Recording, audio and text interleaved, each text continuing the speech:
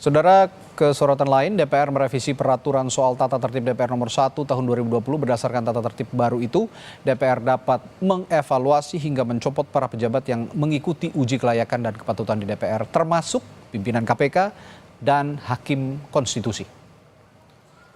Ketua Badan Legislasi DPR, Bob Hasan, bilang berdasarkan tatip baru, salah satu rekomendasi yang dapat dilakukan DPR adalah dengan melakukan pemberhentian pejabat yang dianggap bertentangan dengan aturan. Ia menambahkan evaluasi terhadap pejabat yang diparipurnakan melalui fit and proper test atau uji kelayakan dan kepatutan dapat dievaluasi secara berkala. Diketahui sejumlah pejabat yang dimaksud adalah seperti Panglima TNI, Kapolri, Jaksa Agung, pimpinan KPK hingga Ketua Badan Pemeriksa Keuangan atau BPK.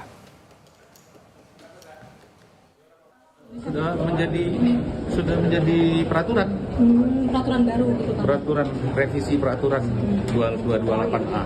Diselipkan pasal bahwa DPR memiliki kewenangan untuk melakukan evaluasi terhadap jabatan calon-calon yang sebelumnya dilakukan fit and proper test melalui DPR. Iya, evaluasi secara berkala terkait dengan adanya sebelumnya mungkin adanya kinerja yang tidak sesuai dengan sebagaimana hasil fit and proper test sebelumnya. Dimungkinkan seperti itu, tingkatan atau tahapan evaluasinya seperti itu. Wakil Ketua DPR Sufmi Dasko Ahmad bilang tatip baru DPR yang dapat mengevaluasi pimpinan lembaga yang ditetapkan rapat paripurna DPR merupakan penegasan fungsi pengawasan.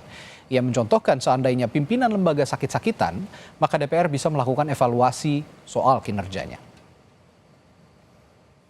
Penegasan saja dari fungsi pengawasan yang selama ini sudah ada, bahwa pengawasan yang dilakukan oleh DPR terhadap mitra-mitranya itu juga sudah berjalan.